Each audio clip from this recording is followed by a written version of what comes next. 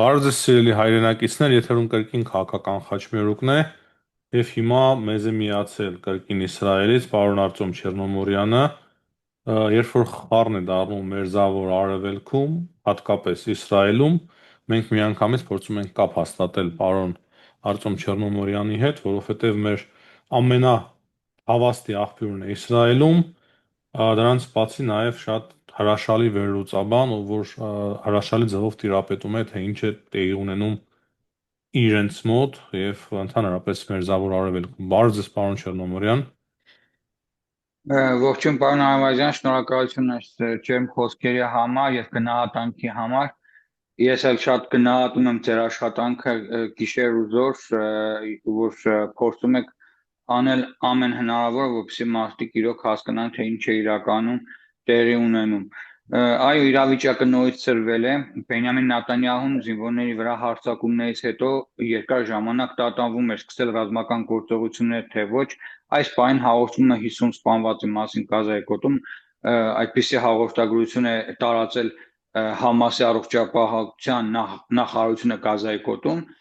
Երեք խոշոր ավիահարվածը տեղի ունեցել Իսրայելի կողմից այն բանից հետո, երբ զինադատարը խախտվել է եւ Համասցիները, ես հիշում եք, ձեզ ասում եմ, որ երբեք իրենց զենքը վայր չեն դնի եւ կգնան տարատեսակ սադրանքների, այսինքն երեք իբր մարդուտի էին տեղափոխել, մարդու մարմնի մասեր էին տեղափոխել, այնինչ ասենք մարդու դիակները անտամահատում են, սկզբից մարդու մարմնի մի մասն են տալիս, որ Իսրայելի ուրեմն Աբու Կաբիրի դատաբժշկական ինստիտուտը տեսնի, թե որ ուրեմն սպանված պատանդի մասն է խոսքը, հետո էլ մարդու մարմնի մյուս մասն են տալիս, իբր նոր պատանդ։ Հասկանում եք, այսինքն հիմա էլ ասենք մարդկանց մարմինների առևտրով են զբաղվում։ Ես ասենք ինչքան էլ ահաբեկչական կազմակերպությունների մասին լսել ենք, խոսել ենք, լուսաբանել ենք, այստեղ սրանք միակը չեն։ Ջիհադա իսլամի տարբեր խմբավորումներ կան, չէ, այն Դաիշ է, Իսլամական Հանրապետություն եւ այլն, սրանք լրիվ անցել են բոլոր ընդունելի սահմաններ, ինչ է նշանակում մարդկանց դիակները մասնատել, կտոր տալ, խապել, ասենք, փորձելով սա անցկացնել։ Նրանք իսկ վերջին դիակը, որ տվել էին, ուրեմն մարդու դիակը թունելից հանել էին, տարել թաղել էին, հետո Կարմիր խաչի ուրեմն ներկայացուցիչներին կանչել էին, ցույց տային, որ տեսեք, մենք հիմա դիակը դուրս ենք բերում փլատակների տակից, ասենք, նորից հանում ենք դուրս։ Այս կադրերը արդեն Իսրայելի հատուկ ծառայությունները նկարահանել էին եւ տրամադրել են Կարմիր խաչի գործակալությանը, որը որ զբաղվում է հենց դիերի տեղափոխման ընդունման աշխատանքներով Գազայի գոտուց, պատկերացեք ինչերի են սրանք ընդունակ։ Եվ սրանց եւ ինչպես նաեւ նշեցի, հիշում եք, չէ, երբ որ իշխանությունը սրանց ձեռքը նորից անցավ, երբ որ իսրայելյան զորքերը հետ քաշվեցին հայելային կերպով, սրանք սկսեցին հաշվեհարդար տեսնել Գազայի գոտում իրենց արաբ քաղաքացիներից, ովքեր որ մի բաժակ ջուր էր տվել կամ չգիտեմ ինչ ճանապարհ էր ցույց տվել, սրանց մոտ խոշոր տրամաչափի խողովակներով մարդկանց ոտքերի ոսկորներն են փշրում որպես պատիժ, որ հрьяաներին օգնել է։ Սա է սրանց ծերագիրը եւ սրանց հետ էլ փորձում են, ասենք, որոշակի բանակցություններ անել, ինչ ասել է Ամերիկայի Միացյալ Նահանգները, երբևէ չի բանակցել ահաբեկիչներ, այժմ Թրամփի հայտարարած այս խաղաղության տարաշրջանը, դե հիշում եք, ես միշտ էլ ասում եմ, որ սրանց հետ որևէ խաղաղության տարաշրջան հնարավոր չէ, իրավիճակը նաև ավելի ծանրացել է Լիբանանում կամ պետք է իսրայելյան բանակը վերսկսի ռազմական գործողություններ, կամ պետք է Լիբանանում նորից քաղաքացիական պատերազմ սկսվի Հեզբոլլահի դեմ, որը նույնպես չի ուզում ուրեմն զենքը վայր տնել, շարունակում է Իսրայելի սահմաններին իր ուրեմն դիրքերի ամրապնդման, նոր դիրքերի կառուցման աշխատանքները, բավականին լուրջ նորից իրավիճակը գնում է սրման, այս 1-10 օրը, որ ասենք հրթիռահարում չի եղել մեր մոտ եւ ասենք իրավիճակը հանգիստ է, սա կարծես թե փոթորիկ է բաժակ ջրում, այսինքն սպասում ենք նոր իրադարձությունների, բնականաբար Իսրայելի հարվածներից հետո Եմենի հուսիտներն նորից կսկսեն մեզ հրթիռահարել։ Ինչ վերաբերում է Իսրայելին, ուրեմն Կիրյատ Գաթ քաղաքում Իսրայելի հարավային ամերիկացիներ ստեղծել են հատուկ բազա, որտեղ արդեն իսկ 200-ից ավելի ամերիկացի զինվորներ կան, ու նաև չվստահելով Իսրայելի հատուկ ծառայություններին ու ասենք օդային ուժերին, իրենք ամերիկացիները իրենց հերթին ԱՏՍ-ներ են բաց թողնում, ուղարկում են Իսրայելի տարածքից Գազայի գոտի, որ իրենք մոնիտորինգ անեն երկինքը, իրենք մոնիտորինգ անեն եւ հետախուզական աշխատանքներ իրականացնեն, որպեսզի տեղում ավելի ստույգ ծանոթանան եւ տիրապետեն իրավիճակին։ Այսինքն Այստեղ Ամերիկայի նա Միացյալ Նահանգներն են արդեն ներկա ու իրենք են վերահսկում, թե ինչ է տեղի Այո, ունենում։ Ամերիկայի Միացյալ Նահանգների ներկա են, ընդ որում Իսրայելի արտգործնախարարը հայտարարել է, որ նաև կառավարությունը, որ նրանք դեմ են, որպեսզի թուրքական ուժեր տեղակայվեն Գազայի գոտում, սակայն կողմ են Ադրբեջանին։ Ես կուզեի մենք խոսենք այ Ադրբեջանի այս գործոնի ակտիվացման մասին։ Ցավոք սրտի մեր կառավարությունը որևէ աշխատանքներ այս ուղղությամբ չի իրականացնում, ասենք առիթը բաց է թողնում այժմ, նայում ես Հայաստանում հիմնականում տեղ-տեղ շոու է, ով է կուսակրոն, ով կուսակրոն չի, ով է կարկալույց, ով է կարկալույց չէ։ Փաստորեն Հայաստանում այս ներքին հիմնախնդիրների պատճառով փակագծից դուրս են մնացել արտաքին մարտահրավերները, արտաքին հիմնախնդիրները, որ այսօր ծառացել են հայ ժողովրդի առջև եւ պետք է լուրջ լուծումներ Դրանք ուրեմն էլ պարոն Չեռնոմորյան ներսում ինչ կատարվում է, դրսից է գալիս Հայաստան։ Ես կարծում եմ, որ իրար հետ ամեն դեպքում կապ ունի այդ ամենը, քանի որ հյուսիսից շատ լուրջ աշխատանք է տարվում, որպիսի փոփոխություններ իրականացնեն Հայաստանում։ Դա էլ կա։ Դե ես հասկանում եմ, սա միշտ էլ եղել է, բայց ասենք դրան շոու սարքելու փոխարեն կարելի է շատ ավելի հանգիստ ձևով առանց ավելորդ աժիոտաժի ժողովրդին սև ու սպիտակ սարքելու, որն է եկեղեցու կողմ, ով է եկեղեցական, ով եկեղեցական չէ, հուսակրոն չէ, ամենայն դեպս այս թեման դնելով մի կողմ, ասենք չեմ ուզում խառնվել Հայաստանի ներքին քաղաքական հիմնախնդիրներին, իմ համար ամենակարևորը Մերձավոր Արևելքն է, այս տարածաշրջանն է, ասեմ, որ սեպտեմբերի 28-ին դատականից տեղի ունեցել Երուսաղեմի քաղաքապետարանը ընդդեմ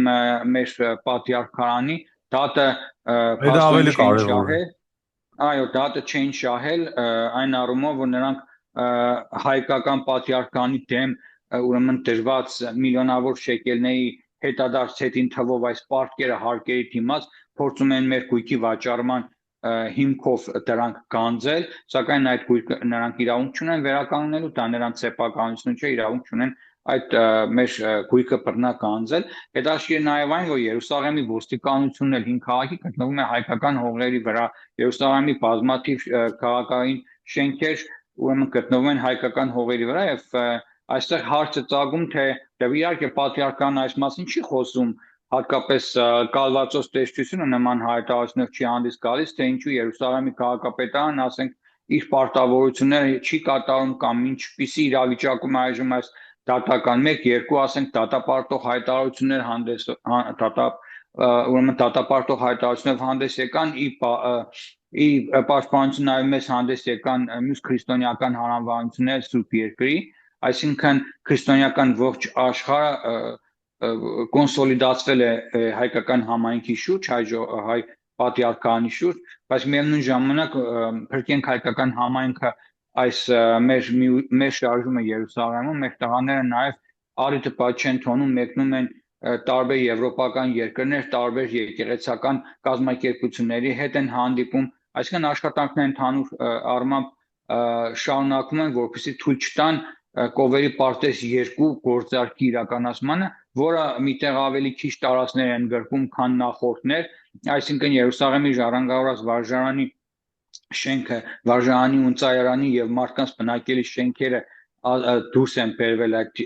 երկրորդ ծրագրից, բայց ի պատիվ մեր հայ հոգևորականների, երբ որ միաբանական ժողովը տեղի ունեցավ, նրանք դեմ քվեարկեցին այդ ուրեմն նախագծին։ Բայց պարոն Չեռնոմարյան, ես որքան հասկանում եմ, որ այդտեղ եւս հայ հոգևորականների շրջանում բարձրաստիճան ոչ բարո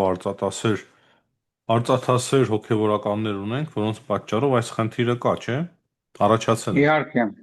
ցավոք սրտի դա այդպես է, կան մարդիկ, որոնք որ կողմ են քվեարկում այս ծրագրին, կան մարդիկ, որ ունեն անձնական շահագրգռվածություն, չգիտեմ ո՞րն է անձնական շահը այս ծրագիրը առաջ տանելու եւ մարդկանց եւ մյուս հոգեվորականներին, կան շան Երուսաղեմի միաբանության մեջ միաբանականների մեջ կան շատ տարես մարդիկ, ովքեր որ նույնիսկ եբրայերեն կարդալ գրել չգիտեն եւ չեն հասկանում այդ եբրայերեն լեզվով տասնյակ էջերից բաղկացած այդ փաստաթղթերի իմաստը եւ իրավաբանները չեն կարող, ասենք Երուսաղեմի, ասենք տարած միաբաններին նստել եւ ասենք տասնյակ էջեր ու կետեր պարունակող բարդ փաստաթուղթը թարգմանեն հայերեն կամ անգլերեն, որովհետեւ բացատրեն թե որը որից հետո է եւ արդյունքում հայկական համայնքը որքան կտուժվի եւ մեր մեր հազարամյա ներկայությունը վտանգի տակ կտրվի։ Ամենայն դեպս հայկական համայնքը դեմ է այս գործարքին, ոչ միայն ես, բայց Երուսաղեմի հայկական համայնքում ասենք մարդկանց թիվը շատ փոքր է, ովքեր որ ընդվզում են, ասենք տասնյակների է հասնում, այլ ոչ թե հարյուրների, մարդիկ ուղղակի անմիջական կախում ունեն ուրեմն պատրիարքարանից, քանի որ ունեն փոքրիկ մի քանի տասնյակ մետր քառակուսի ուրեմն բնակարաններ, որոնց վարձակալության դիմաց սիմվոլիկ գումարներ են վճարում եւ տարած մարդիկ են հիմնականում այս մարդիկ դուրս մնալու դեպքում ուղղակի սովամարտ կլինեն, որ չունենալով հնարավորություն այդ ասենք Իսրայելի մի շրջաններում վարձել տներ ու ապրել։ Պարոն Շերոմյան, քանի որ դուք անդրադարձաք այս կոնկրետ հարցին, մինչև վերադառնանք, թե ինչ է տեղի ունենում Մերձավոր Արևելքում այս նոր կրկին առաջացող պատերազմից կամ վերսկսվող համայնքին վերաբերվող հարցին, քանի որ անդրադարձաք, ձեր տեսակետը ինչ կարճ միայն, որ ավելի հասկանալի եւ պարզ լինի, թե հիմա ինչ ընթացք ունի այս գործը, այսինքն մենք ունենք հնարավորություն հաջողելու այս դատական գործընթացի մեջ։ Ավելի պարզ լեզվով, եթե հնարավոր է։ Շատ պարզ, փորձեմ ամենապարզ ձևով, բավականին լուրջ խոչընդոտներ կան, շատ լուրջ խոչընդոտներ կան դատական համակարգում Իսրայելի հաղթանակ տոնելու համար։ Դրա համար երկու դատական հայց կա, մեկը պատրիարքարանին է, մյուսը համայնք ընդդեմ Երուսաղեմի քաղաքապետարանի։ Այս գործին խառնված է Իսրայելի ներքին գործերի նախարարությունը, այսինքն ներքին անվտանգության նախարարությունը եւ Երուսաղեմի քաղաքապետարանը, եթե սրանք կառավարության մաս կազմող կուսակցությունների ներկայացուցիչներն, այսինքն կառավարական մակարդակով կա ճնշում նաեւ հայկական համայնքի ու մասնավորաբար Երուսաղեմի հայոց պատրիարքարանի վրա։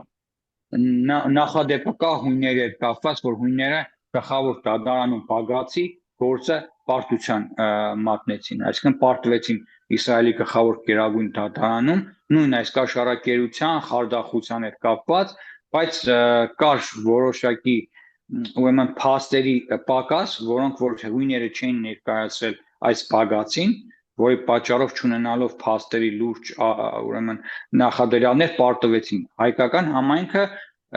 դասեր է քաղել հույների դատական ուրեմն այս քաշքշուկից եւ այս փաստաթղթերի պակասից, մենք ունենք լրիվ փաստաթղթային հիմքերը, բայց վախենում եմ, որ հարցը քաղաքական լուծում ունենա։ Քաղաքական լուծում ունենա, այսինքն եթե Իսրայելը կարող է շատ հանգիստ մտնել տանկերով Լիբանանի մի մասը օկուպացնել, մտնել Սիրիա, Դամասկոսից 18 կիլոմետր այն կողմ կանգնել, ինչը ասենք կխանգարի Իսրայելին այս փոքրիկ ասենք կովերի պարտեզը վերցնելու, քանի որ Իսրայելը տասնյակ այլ հայկական հողերի է ուրեմն տեղ դարձել կամ կանաչ գոտի է ստեղծել, որտեղ ոչ հայկական համայնքը կարող է որոշակի շինաշխատանքներ իրականացնել, ոչ էլ իրենք են իրականացնում, օրինակ Փիլիպոսի աղբյուր կոչված տարածքը։ Այսինքն այստեղ, պարոն Այվազյան, ես կոչ եմ անում Հայաստանի կառավարությանը կառավարական դիրքից վերադառնալ բանակցությունների սեղան, գալ ներկայանալ Երուսաղեմ, տեղ կանգնել հայկական համայնքին, հայկական ժառանգությանը, անկախ նրանից թե հյուսիսից թե հարավից ինչ ուժեր են խառնում Հայաստանը, ինչպիսի ներքաղաքական խնդիրներ կան։ Միգուցե նամակ գրեք, պարոն Չեռնոմորյան, ես մեկ-մեկ ամիսներ առաջ հաճախ էի գրում պարոն վարչապետին։ Ինքը պատասխանում էր։ Ես արդեն նամակ գրել եմ մոտ 3 շաբաթ առաջ, իմ ամսաթիվը չեմ հիշում։ Ես նամակով դիմել եմ Սփյուռքի գործերի գլխավոր հանձնակատարին, այո, պարոն Զարայր Սինանյանին, խոսել ենք, կապի մեջ եմ Սփյուռքի գործերի գլխավոր հանձնակատարի գրասենյակի հետ, այսօր եւս ուրեմն հեռախոսազրույց եմ ունենալու նրանց հետ, իմանալու թե ինչ ընթացքում է իմ ուղարկած նամակը։ Եվ Հայաստանի կառավարությունը մեր կողմից արդեն տեղեկացվել է Եվ մենք ասենք նաև Սեդրակ Բալյանի եւ Հակոբ Ճռնազյանի հետ միասին ունեցել ենք, ուրեմն նաև կապի մեջ ենք Սփյուռքի գործերի գլխավոր գրասենյակի, հանձնակատարի գրասենյակի հետ, Կարծում եմ ճիշտ կլինի այսինքն նաև վարչապետ Փաշինյանին եւս գրել, ինքը շատ հաճախ նաև պատասխանում է Դե նամակներին։ նամակ ուղարկված է պարոն Սինյանին, խնդրանքով, որ փոխանցի պարոն վարչապետին, դժվար չէ, նույն ասենք նամակը կարող ենք վարչապետին էլ ուղարկել։ Ուղղակի խնդիրն այն է, որ Հայաստանի կառավարության արտաքին քաղաքականությունը Իսրայելի հետ կապված, տեսեք Իսրայելը վերջին անգամ Հայաստանի անկախության տոնը հայերեն լեզվով շնորհավորել էր Իսրայելի արտգործնախարարության Instagram-յան էջը։ Սրան հայկական կողմը ընդհանրապես չարձագանքեց ցավոք սրտի։ Նատանյահուն տեսեք, մի հատ խայծ գծեց ինտերնետի մեջ, որ մենք էլ ենք, ասենք, այն հույն բլոգերին, հույն աստորի բլոգերին, որ ասում են իբր հայկական Այնքան արմատներ թեթև ակնարկներ կան Իսրայելի կողմից։ Այո, Կարող է Իսրայելի այս կողմից թե գործընթացը եւս դրա մաս է կազմում։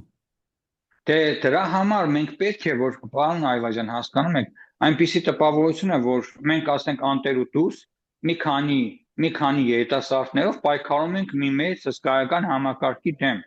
որը հնարավոր չէ։ Մեր պայքարը նման է Դոն Կիխոտի, Դոն Կիշոտի այս պայքարին, հա, հողմաղացների դեմ, նույն պատմությունն է։ Այսինքն պետք է պետություն, որ պետությունը բարձր մակարդակով ոչ թե սպանի մակարդակով, բարձր մակարդակով կոնկրետ քայլեր ձեռնարկի, փաստերը շատ են։ Միայն այն, որ 2023 թվականի դեկտեմբերին պատերազմի ժամանակ, թեժ պատերազմի ժամանակ դիմակայված մարդիկ մտնում են հայկական համայնք, Երուսաղեմի ոստիկանության քթի տակ, մարդկանց ամրաններով, այդ թվում Հայաստանի Հանրապետության քաղաքացիներին ամրաններով խփում են, հարվածում են, ծեծում են, ուզում են քշել մեր հայկական հողից ու Հայաստանի կառավարությունը մինչև այսօր մեկ նախադասությամբ հանդես չի եկել, որ հայերին պաշտպանելու հետ կապված, ասենք, թողնենք այդ քաղաքական բոլոր հիմնախնդիրները, հարցերը, բայց չէ որ մենք մեծ բան չենք խնդրում մեր կառավարությունից, մենք էլ ենք Հայաստանի Հանրապետության քաղաքացի, չէ։ Անկեղծ ասած, Իսրայելի մասով Հայաստանի իշխանությունների քաղաքականությունը ինձ համար անհասկանալի, եթե ամբողջ աշխարհի մակարդակով բոլոր երկրների հետ ինձ համար ամեն ինչ շատ պարզ է եւ հասկանալի, ամենայն անկեղծությամբ Իսրայելի մասով ամեն ինչ անհասկանալի է, պարոն Չեռնոմորյան, եւ ես ձեզ հետ պետք է որ համաձայնվեմ։ Վերադառնանք կրկին այն ինչ տեղի է ունենում հիմա Իսրայելի եւ Պաղեստինի միջև, Համասի միջև, դուք նկարագրեցիք, թե ինչ վայրագությունների է դիմում Համասը, բայց կային տեղեկություններ, որ իսրայելական հարվածների պատճառով նաև բազմաթիվ մարդիկ են զոհվել, այնպես որ պատերազմի մեջ, երբ որ ակտիվ պատերազմական գործողություններ են, երկու կողմերն էլ տուժում են, երկու կողմերն էլ մեղավոր են, եթե մենք հարցանենք օրինակի համար պաղեստինցիներին, իրենք կարող է պատմեն նաև իսրայելական բանակի դաժանությունների մասին։ Դա չէ ինձ համար ավելի կարևոր, ինձ համար ավելի կարևոր է հասկանալ, թե Թրամփի նախաձեռնած այդ խաղաղության գործընթացը Միչայլոս նորել է ինքը արտահայտվել այդ հարցի շուրջ, ասել է, որ ոչինչ չի սպառնում այդ խաղաղությանը, բայց եթե խաղաղությունը խախտվի, ապա նրանք մահ կգտնեն, խոսքը կոնկրետ այդ ահաբեկիչ խմբավորումների մասին է, Համասի մասին է։ Ձեր կարծիքով հնարավոր է արդյոք խաղաղություն, թե դուք մնում եք կրկին նույն կարծիքին, որ խաղաղություն չի լինի եւ այսօրվա միջադեպ ասենք, պատերազմական գործողություններ ասենք, վերսկսված դրանով ամեն ինչ ավարտվում է եւ սկսվում է կրկին պատերազմի շրջանը նոր։ Մեկ ռեպլիկա ասեմ, Իսրայելի բանակը ասենք ինչ էլ որ ենթադրյալ պաղեստինցի բանտարկյալների նկատմամբ ոչ կանոնադրական հարաբերություններով սրա հետ կապված նույնիսկ վիդեոներ կան եւ հենց այդ ուրեմն զինվորներն ովքեր որ ասենք ձերքերը կապված կիսամերկ պարկած գետին ասենք պաղեստինցի ահաբեկիչների նկատմամբ վատ են վարվել, այդ զինվորներն ու այդ հրամանատարները նրանց պատժվել են եւ սա փաստ է, բայց Իսրայելի զինվորները մտնելով Գազայի գոտի, ասենք մարդկանց կոկորդները չեն կտրում, եկեք չհամեմատենք ասենք իսրայելյան Դրա համար ես նրանց ահաբեկիչ եմ անվանում, պարոն Չեռնոմորյան, բայց հարվածների Այո, ընթացքում այսինքն մարդիկ են զոհվում, դա ի դե նկատի հարվածների ընթացքում պարզ է, այսօր ասացի, որ ըստ Համասի տվյալների, ես չվկայակոչեցի Իսրայելի տվյալները, 50 մարդ է զոհվել այդ ավիա հարվածների արդյունքում։ Դրա համար փորձում ենք մաքսիմալ երկուսել լինենք անաչառ։ Հիմա ինչ վերաբերում է ձեր հարցին Տրամպը սրանից առաջ ուզում էր Գազայի գոտու ժողովրդին տանել Ինդոնեզիա, տանել չգիտեմ ինչ երկրներ դատարկել Գազայի